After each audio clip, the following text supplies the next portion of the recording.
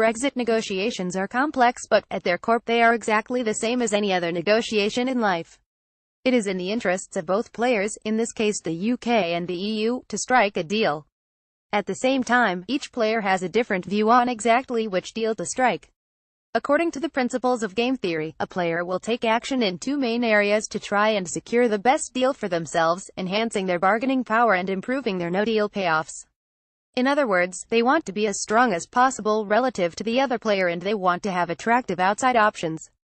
To date, the UK has not been successful in the first of these areas. Despite considerable posturing from several cabinet members, the UK's bargaining power remains low.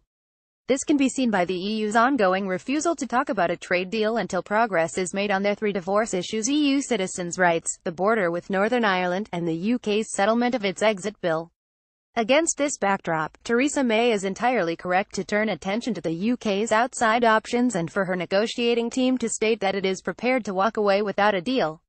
This is now the best, arguably the only, strategy she has left. Careful execution. That said, a no deal is a good deal strategy needs to be carefully executed, as it is often misunderstood. A frequent misconception is that the greater the UK's no-deal payoffs its outside options appear to be, the more likely the EU will be to offer a good deal.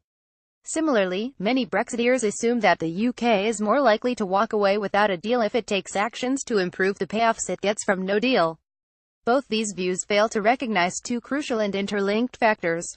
First, the UK's no-deal payoffs need to be demonstrably greater than any deal the EU is prepared to offer. Second, the UK's threat to leave without a deal needs to be credible.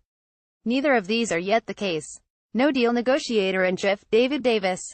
Olivier Hazlitt. So, what does this mean for the UK's negotiating team, led by David Davis, and its ability to convince their EU counterparts to have material impact? Now, the UK must be seen to commit sufficient resources to a no-deal scenario such that the likely payoffs to the UK could imaginably be greater than payoffs from any deal the EU is currently considering. If the UK does this, a rational response from the EU would be to offer a deal that matches the payoffs to the UK in a no-deal world. A deal might then be struck. Unfortunately for the UK, the clock is ticking. Since Article 50 was triggered, there is the deadline of March 2019 to strike any kind of deal. So any pronouncements about future investments also need to be corroborated by actions now to establish the credibility of the UK's threat to walk away without a deal. And this is the biggest challenge. Each time one member of the government say that a no-deal outcome is unthinkable, the credibility of this strategy is undermined. Each time an international trade deal fails to materialize, the credibility of this strategy is undermined further. And each time the Chancellor rejects calls to fund contingency plans for a no-deal Brexit, credibility is undermined even more.